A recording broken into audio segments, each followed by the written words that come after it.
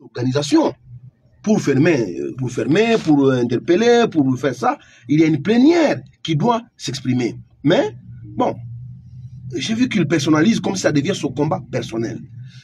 Ensuite, j'ai été quand même touché quand il a dit que quiconque va dire que, je ne vais pas dire ce qu'il a dit parce que sinon je vais être suspendu, quiconque va dire que sur Goma sera suspendu, les médias seront fermés, même les comptes WhatsApp seront bloqués. J'ai dit, bon, on a déjà beaucoup de pouvoir, on sait même fermer les comptes WhatsApp des gens.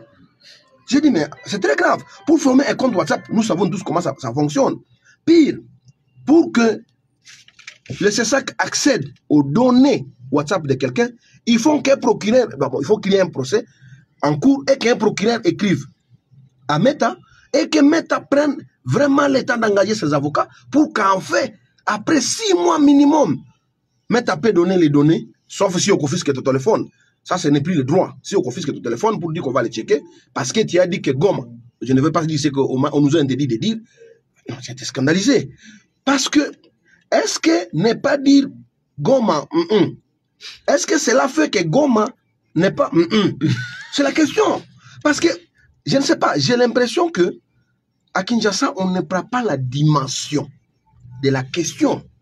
Et ce n'est pas en muselant la presse, ce n'est pas en mettant les bâtons dans les roues des journalistes ou à les intimidant à la limite que les choses vont changer. Non.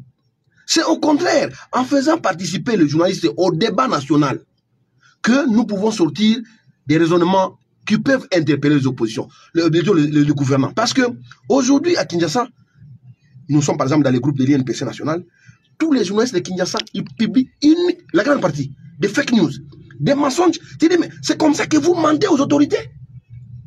C'est ça ce que vous dites, que c'est ça la guerre que vous menez contre l'armée numérique de Kigali en produisant des fake news.